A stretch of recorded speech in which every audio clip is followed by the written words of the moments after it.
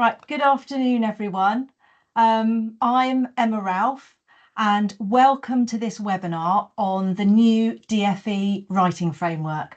I'm the founder of Mighty Writer and passionate about the way in which we teach writing to children. Yes, this is being recorded and I will be sending it to everybody who's attending the webinar. Thank you for the question.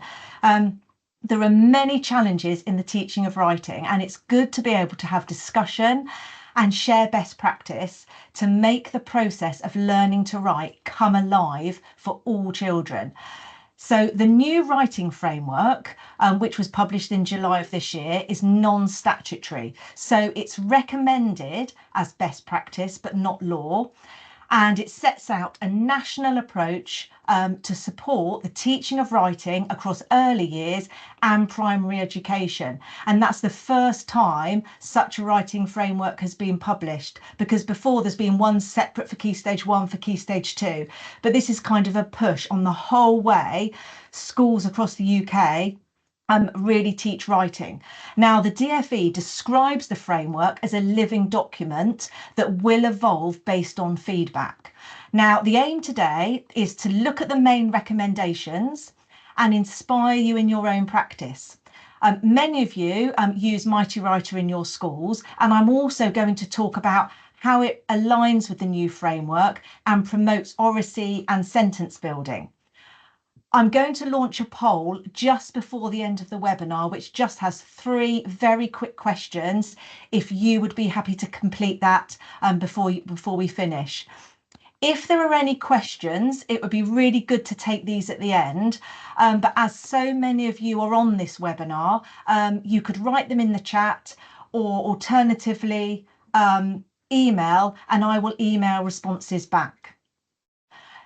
So, can I just check, could somebody just put a note in the thing just to check you can hear me? Because somebody's just said they can't actually hear me. So would it be possible for somebody? Yeah, brilliant. So my speakers are working. Thank you. Brilliant. Right. So in summary, the framework is built on the simple view of writing. The idea that writing is a complex skill that should be taught step by step. And it depends on the development of 2 distinct but equally important skills. The first one is transcription, which is the technical skills of spelling and handwriting. Now, the goal is for these to become automatic. So having a strong, systematic phonics programme and an agreed whole school approach to teaching handwriting from reception as the essential foundation, with spelling taught explicitly from reception through the structured phonics into Key Stage 1 and Key Stage 2. The second one is composition, which is the creative and intellectual skills of creating, organising and communicating ideas, with a strong focus on beginning orally, sentence building and manipulation of sentences, leading to sentence combining and leading to composition of paragraphs and consistently writing for purpose. Just to explore these 2 areas in a bit more detail, the framework places a strong emphasis on securing transcription skills in the early years and Key Stage 1. The rationale is that if children can spell and write without having to think much about it, it frees up their capacity to focus on the more complex task of composing their ideas, which is managing their cognitive load. This early focus on transcription is not intended to be to the exclusion of composition, and there is a heavy emphasis placed on oral composition. As children move through Key Stage 1 and into Key Stage 2, the expectation for written composition gradually increases in line with their growing fluency in transcription, and there should be a broad and rich range of purposeful writing opportunities planned for. Now, children are not expected to write lengthy texts from the beginning. The whole focus is on a gradual progression and fluency. No, there isn't a PowerPoint. It's just, I'll be looking at Mighty Writer as well. It's just explaining what it is. So children are not expected to write lengthy text from the beginning. The focus is on a gradual progression and fluency. A lot of the information is also going to be sent out in an email afterwards. So all key things that will really support you in auditing and implementing this writing framework will be provided afterwards. So rather than me just talk through everything, there's really helpful information in that as well. So the idea is you're really focusing on starting with developing ideas through talk and moving on to constructing high quality, grammatically correct sentences, composing initially only one sentence at a time. So we're really focusing on children understanding what a sentence is and being able to really hear where that full stop goes, etc. Then building on these sentences to write longer, more structured texts. And a greater weight is now being given to authorial voice, creativity, quality of ideas, structure, and impact. Now, throughout this process, interestingly, the framework is also advocating for teaching grammar and vocabulary not in isolation, but as tools to improve writing. So the aim is for pupils to understand how grammatical choices and precise vocabulary can make their writing more effective for the reader. And the importance of writing for purpose and audience is really highlighted as very important. So everything is meaningful. The framework stresses that children's spoken language, vocabulary, and ability to form sentences has to happen verbally before they're expected to write them down. And this process, which you will already know as oral rehearsal, is seen as a vital step in composition. So separating thinking from writing and helping to reduce cognitive overload when there's so many different things to think about. Dictation is also in the framework, but recommended as a low pressure way to practice grammar, punctuation, and spelling. So, for example, you might use dictation in reception as a way of practicing and really getting children to remember and recall accurately those high frequency words. The framework explicitly links reading and writing. So it's stating that extensive reading is crucial for developing good writers, because that obviously exposes children to new vocabulary, exposes them to different sentence structures and a wide range of text types, which they can then use in their own work. So it advocates integrating writing into all subjects, obviously being the essential skill that it is. And it gives them then opportunity to practice and apply these skills independently. Now, there's also a huge focus on the importance of the reception year. And the work that goes on in reception is literally identified as being critical. It highlights that writing foundations in early years can have the biggest impact on later success. The reception year builds the foundations that support pupils' writing, and getting writing right in the early years is key to ensuring pupils continue to make the expected progress in Key Stage 1 and beyond. So the emphasis in reception should be on building the foundations for both transcription and composition. But it says in the framework, it's about keeping things simple and doing things well. It states that handwriting teaching should start right at the beginning of reception alongside phonics. It recognises the importance, though, of the development of motor skills alongside developing letter formation. And there is an emphasis on plenty of rich linguistic experiences and oral composition, with plenty of opportunities to consolidate and broaden all these skills. The aim is that children are moving into Key Stage 1 equipped with the necessary skills to be able to make continued good progress in writing. Now, another key part of the framework is identifying pupils who need additional support.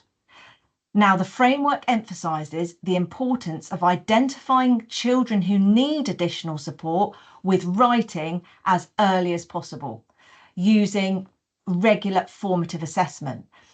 It places a strong emphasis on the fact that there can be many barriers to progress in writing, and targeted intervention needs to be timely and accurate, with teachers working alongside the SENCO and relevant agencies where appropriate. A key message is that literacy is as important for pupils with more complex needs as it is for all pupils, and teachers should have high expectations, and I think this word is really important, and be ambitious for them. So also, evidence suggests that writing difficulties are actually similar across pupils with and without disabilities, because there's so many different barriers, there's so many things that can, prevent children from making that progress and also wanting to write in the first place. So the emphasis is placed on the need to start with strong classroom teaching and tackling the aspects of writing that children find difficult and individual needs during that whole class teaching. But then tailored support for children with SEND or EAL may be required, and therefore you're just thinking very carefully about the ways in which you need to adapt your teaching resources, scaffold that learning in order to help remove those barriers to learning. When used well, so metacognitive approaches can be really, really good, because the sort of metacognitive side is things that actually get pupils thinking about their own learning. So they're actually engaged in it and they're really having ownership over it. They're thinking about the kind of questions they want to ask. They're thinking about, really encouraging them to reflect on what they're doing and why something works, why something doesn't. And that kind of approach can actually really motivate them to engage in and improve their learning and help them progress. And the potential impact, interestingly, is particularly high for disadvantaged pupils. And the reason for that mainly is because it actually builds self-esteem, because they're feeling in control and they're in charge. Another key area of the framework where there's quite a big change is assessment. Now, there is actually a move to a best fit model of assessment. So whereas before it was child had to meet all the criteria, now a pupil can still meet the expected standard, even if a few elements are missing, if the overall writing is strong. And there is also a much greater emphasis placed on the elements of composition. So teachers are encouraged to use their professional judgment to decide which description best encapsulates a pupil's overall writing ability. And there's a real focus on encouraging teachers to moderate writing across year groups. So all that shared practice, everybody's working together, everybody knows what they're looking for, and all those judgments are really secure.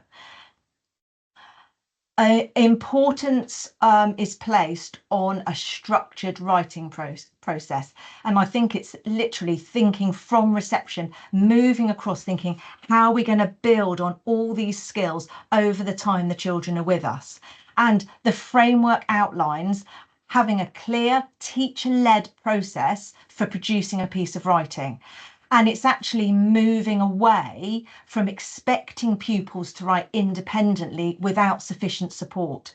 So we're really scaffolding that learning with the aim that they will be independent and confident writers. So that sort of structured writing process starts with planning.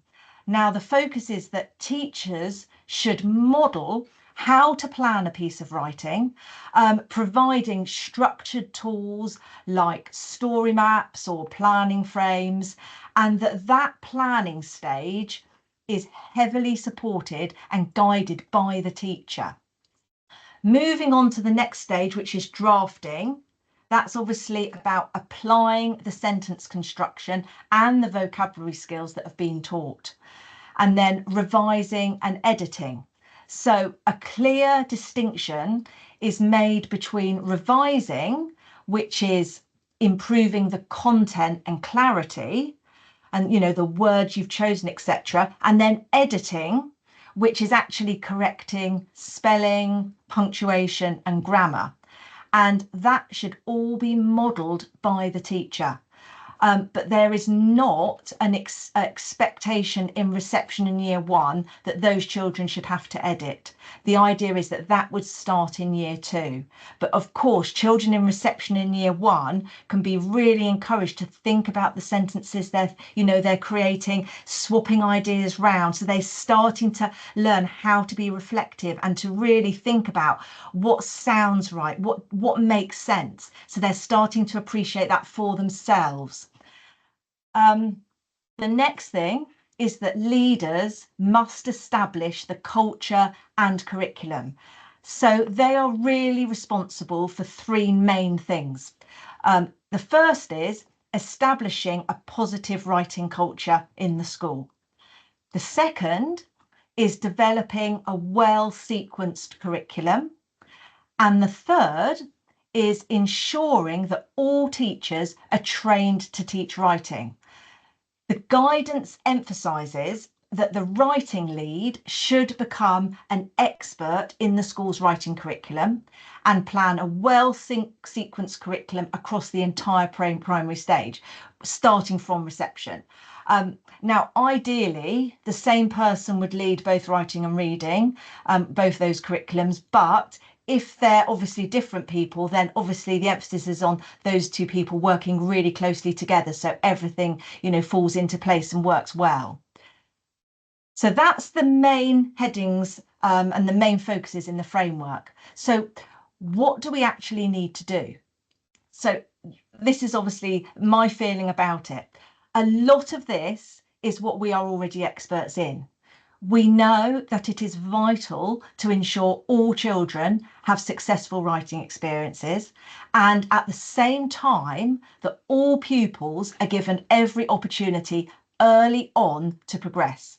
And obviously we need to be actively carrying this out in practice and believing that all children can achieve, and we need to be ambitious for them. I think that word is so important, and I think that's what we want for children, believing they can do it and finding the ways that they can, and just literally being ambitious. We all need to teach writing well, but we also need to enjoy it. We are so privileged to have the opportunity and the expectation on us that we will inspire children to be writers. I think all teachers need to feel they are experts in the teaching of writing, because this gives us confidence, and that confidence is passed on to the children. The framework document contains plenty of reference materials, exemplification portfolios, standardization tasks, and checklists, which will support you in auditing the teaching of literacy in your school and also applying it in practice. So, this framework isn't about throwing away what we already do. It's guidance. It's not a new curriculum. So it's about using your teacher expertise, collaborating with colleagues, implementing a writing curriculum that builds skills year on year in line with best practice. Termly moderation sessions within year groups and phases could help to, develop understanding of the new criteria and sort of aim to raise those writing standards across the school. The framework does actually say, it is going to take time to tackle all the challenges in teaching writing. And, I speak to so many teachers where the impact of COVID on particularly children's speech and language, on entry to school is quite significantly lower than it was. And, children obviously need to be able to speak, they need to have that vocabulary in order to become writers. So in some ways, there's a lot of work to do. But schools, it says, should concentrate initially on prioritising talk and teaching high quality transcription and sentence building, while gradually developing broader writing skills. So I think it's just approaching it in a way that's manageable, but going in the right direction. A key message running through is that children, as we all know anyway, first develop language through talk.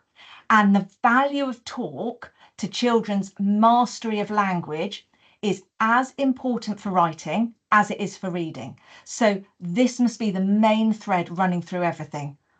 Children should be given ample opportunities to talk, to build a rich vocabulary and rehearse orally at every stage, so that they can internalise it and be increasingly independent writers moving into Key Stage 2. So for reception teachers, this means the work you already do, linking with the objectives in the early years framework, such as developing talk, storytelling, building vocabulary, early writing skills, is central to the whole school vision.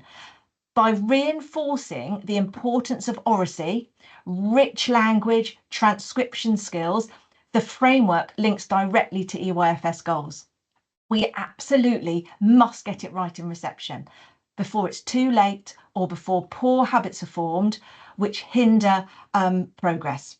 And so we need to catch those children who are reluctant, who would always rather be doing something else, who find it difficult to concentrate, who don't have the fine motor skills. The list goes on. So they are given opportunity to realise what they are capable of and start to see themselves as writers. And it's the way in which we do this which is so important.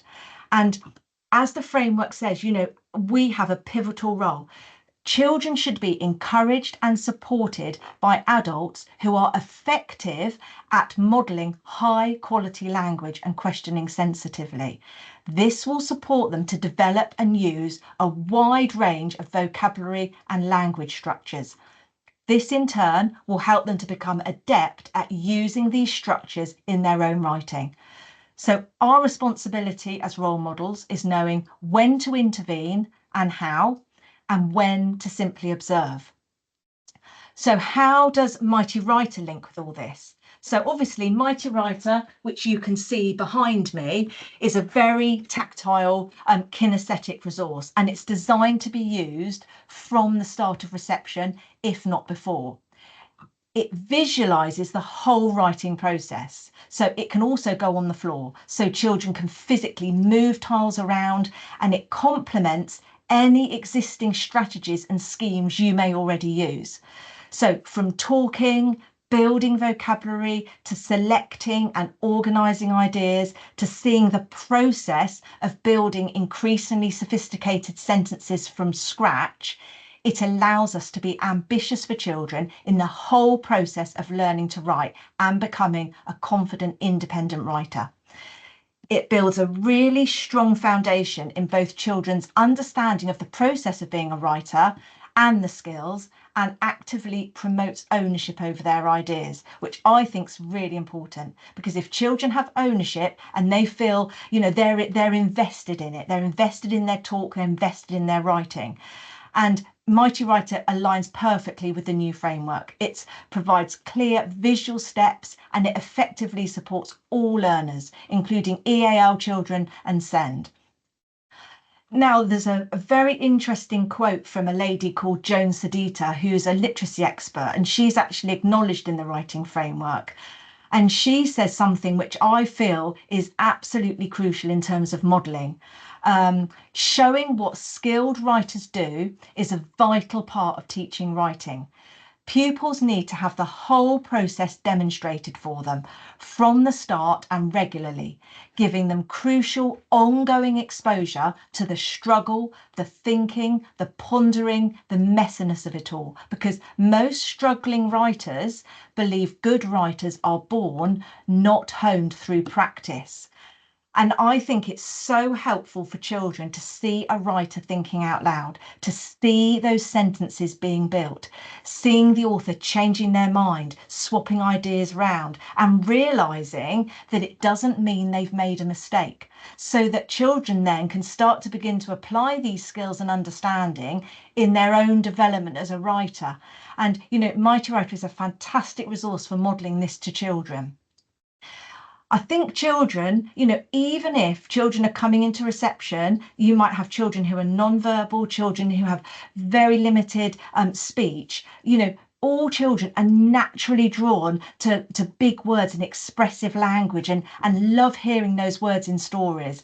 And Mighty Writer capitalizes on this by fostering a love for ambitious vocabulary, encouraging that oral composition, supporting the development of composition and the transcription skills in a highly visual way.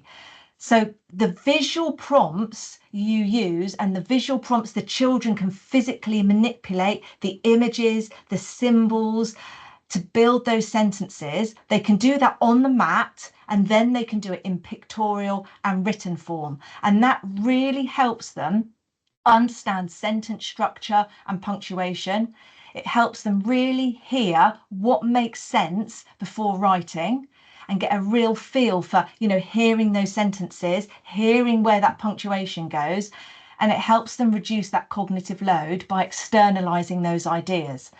So that tactile and visual approach allows children to experiment with everything, punctuation, conjunctions, adverbial phrases, all 4 sentence types, just as examples, laying the groundwork for confident, independent writing.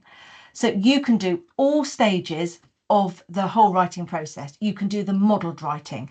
You can plan on the board, modelling how the language sounds, how to listen for sense, how to choose and order words. You model the transcribing, emphasising the use of phonic knowledge, spelling those high frequency words. Shared writing, pupils contribute ideas collaboratively, seeing how thoughts are shaped into coherent text.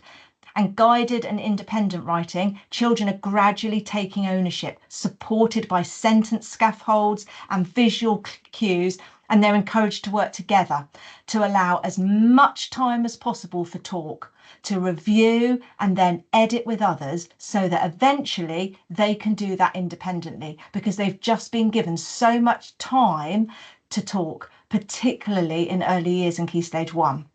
And that gradual progression allows for the building of increasingly complex sentence structures, and it does encourage ownership from the outset, so that children are engaged and wanting to do it. So you can do planning just with picture tiles and progress to building, combining, linking sentences, and that can be in conjunction with text you're working on. You can draft. There's a real focus on oral composition, and there's mini Mighty Writers, which children you can print off. I've got an example here, and you can allow children to plan sentences visually and then transcribe them. And then moving into Key Stage 2, you can use strategies to develop paragraphing and more structured planning. So there's a whole variety of these to support children's application of those things. It really supports the revising. So with Mighty Writer, children are encouraged to make revisions actually right from reception. So when they're selecting tiles, it might be modelled swapping those round. That says that, but if I swap those pictures round, what could that say now? So they're starting to realise that word order has an effect on, meaning. And you're introducing the idea of word choice and word order, and the concept that word order, does influence meaning and effect. And that goes into Key Stage 1, with children encouraged to make simple revisions, moving to beginning to improve their own and others' writing. And then editing, once they've written it down, moving into year 2, they can start to identify and correct mistakes as part of that writing process. Really, with Mighty Writer, you're teaching to your tops whole class, and it's very, very good for adaptive teaching because it's allowing all children to access the same objectives and opportunities, but you can make adjustments such as limiting the number of tiles or simplifying the vocabulary. So you just have on display what you need for that group of children. But despite those adaptations, pupils still retain choice and ownership. And obviously that fosters independence and confidence. Grammar is able to be taught in context through meaningful sentence construction, and pupils can see how grammar choices affect meaning and style rather than just learning those rules in isolation. And that does really deepen understanding. And you can use this for any genre because you can model the layout. You can do letter writing, non-chronological reports, instructions, anything. And obviously you're constantly using formative assessment. Now I'm just going to launch the poll. So if you're happy, I think it's just 3 questions, if you would be happy to fill that in. And then I'm just going to come to the conclusion so that then maybe we could take some questions. So if we get the teaching of writing right across the school, its impact will be felt across the whole curriculum. And to do this, the process has to be enjoyable and it has to be a team effort. We may all have differing views on the recommendations in the framework. At first glance, it could appear to make the teaching of writing feel too mechanical, but the rationale behind each approach does also provide a very well-rounded view of the way in which children learn and a drive to meet the needs of all children. And I think it does make a point of wanting children to be free to be creative, as that is what a writer is. And the focus is actually on making the teaching of writing meaningful, not just for children, but also for teachers.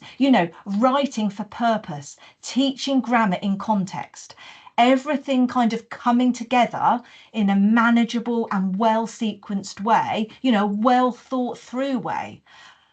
Most important of all, I think, it recognises, and I'll quote from the framework, motivation is both a driver and an outcome of learning.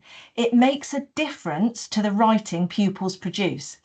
It is therefore vital to nurture their belief in their own potential as writers through encouragement, helping them to manage their negative emotions and ensuring they have successful writing experiences. So, children at the centre and feeling success as writers must be the goal, and actually the starting point. And that depends on teachers building a progressive, inclusive writing curriculum, which is meaningful, engaging and accessible, and which is one that you're going to enjoy teaching. And right from the start, transcription and composition are going hand in hand. So with the recognition that in reception, most of the composition will be oral. The key is balance. Build technical ability without losing creativity or the joy of writing. And, crucially, I think we just need to be sensitive to our pupils' needs and flexible in our approaches without compromising on the need to be ambitious for all children. And as I said, I think this is what we're already doing. It's just bringing everything together. As the framework says, pupils need to gain a large amount of knowledge to be able to write well. And this knowledge has to be built cumulatively throughout their time at school. So teachers must consider how to build pupils' knowledge in everything from letter formation and spelling to grammar and vocabulary, to how to create suspense in a narrative or persuade someone to do something. And I think it's about a strategic approach. Well, it obviously is building that understanding and those skills from the start. And the longer children are exposed to the whole way we need to think as writers, and the skills needed, the more competent they will become. And we have to support them effectively in all of these things. And, you know, in the classroom, right from reception, modelling stories on here, I'm using a whole range of vocabulary, fronted adverbials. You know, children are hearing this language in stories and I'm modelling it explicitly on here. So even for children who are not using it in their spoken, let alone their written language, they are somewhere internalising that language. And I'm giving them opportunity to hear it. You know, writing is made up of so many different things, and we all share the responsibility to ensure children make strong progress in writing. And that means regularly reviewing our practice and asking, if it's not working, why not? Are we getting it right from the start? What will help these children move forward? And I think we should allow the framework to inspire our practice, our development as practitioners, and our aspiration to ensure that each child reaches their full potential as a writer. You know, if we're owning the process of teaching writing, pupils will own the process of becoming a writer, and they take their lead from us, don't they? You know, if we're enthusiastic and positive, they will be too.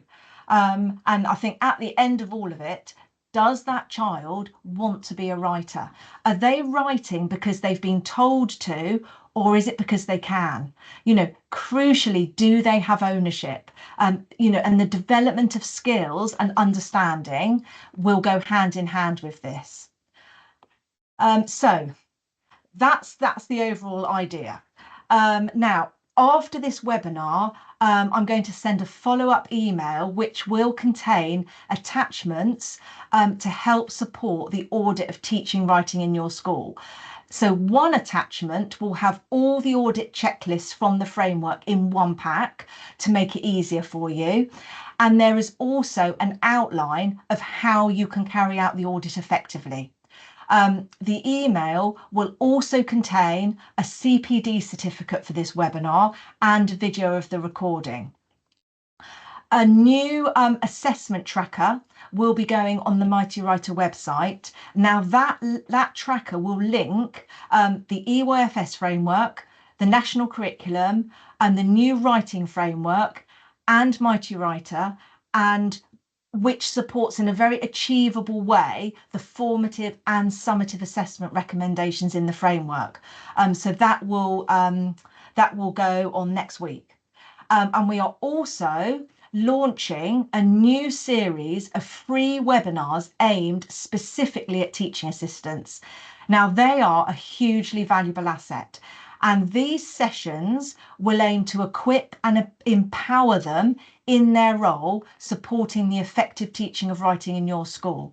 And you can book directly on the website again from next week. Anybody can book on, but you know, just so everybody's hearing the same message, can have questions answered and feel that they're really up to date with all the guidance. As you're obviously aware, because you've come onto this webinar, we run regular free literacy webinars. Now, the next webinar is on Monday, the 6th of October at 4 p.m. and it's entitled The Power of Talk, Raising Attainment Through Oracy.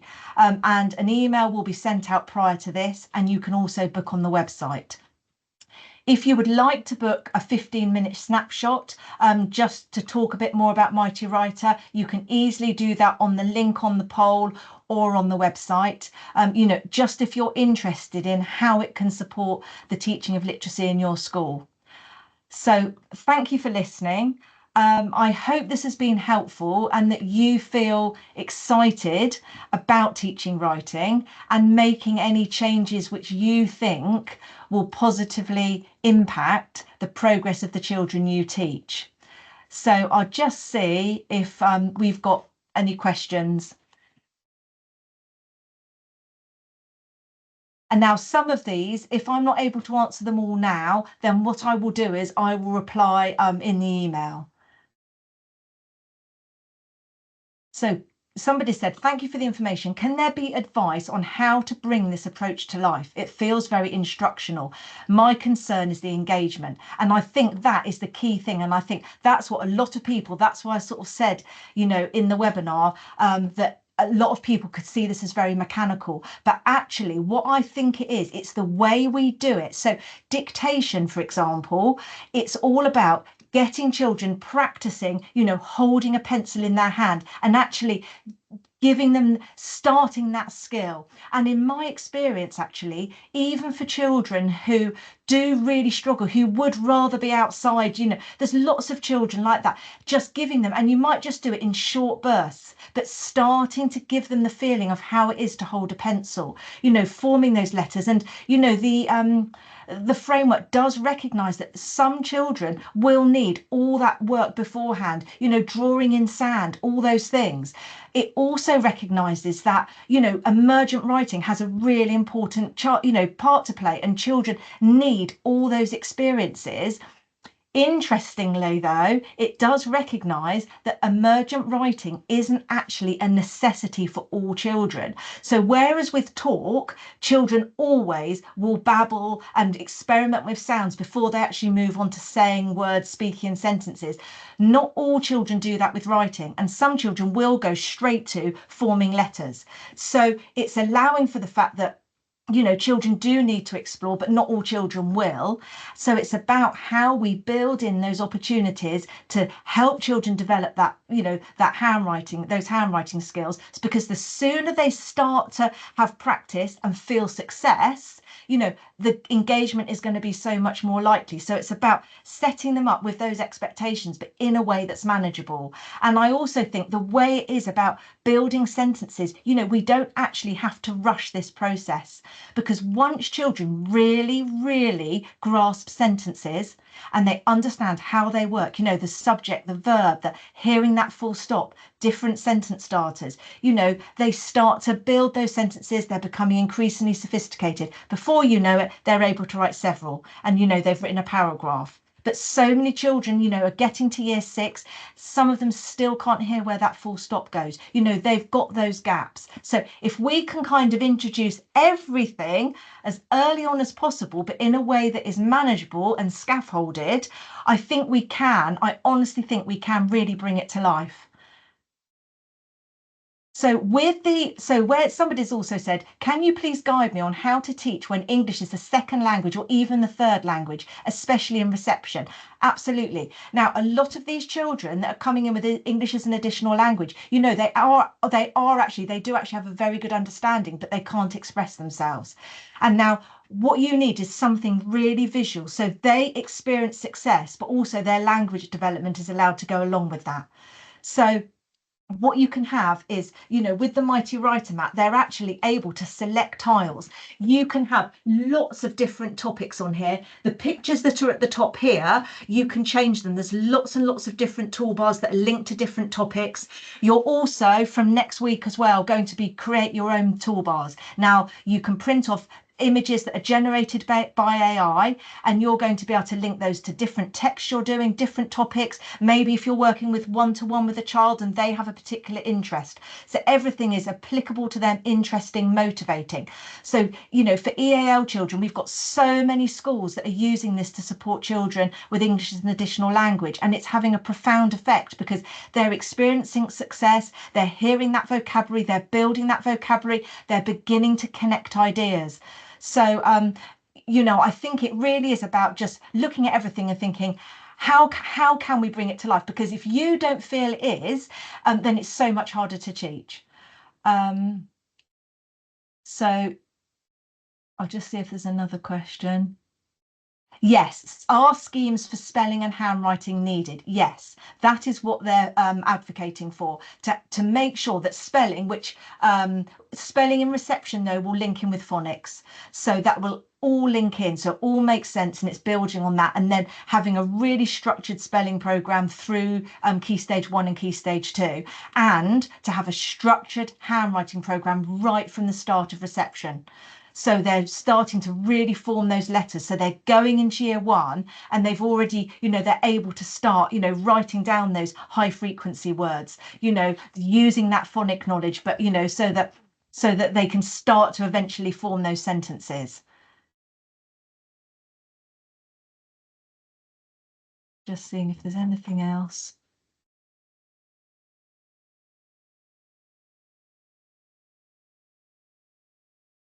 Somebody said, does writing have to be handwritten?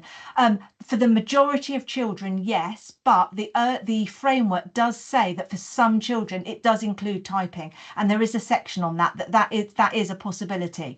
So where that's appropriate, that is fine. But for most children, it will be handwriting, and but just doing it in short sections, because the whole thing is we're also wanting to motivate children, like it says. So and that is the key thing. So small steps, but giving them access to all those things they're going to need. So I will close it there. Thank you so much for coming onto the webinar today. I really hope you did find it useful, and I will be sending out an email shortly with everything I said. Thank you so much. Bye.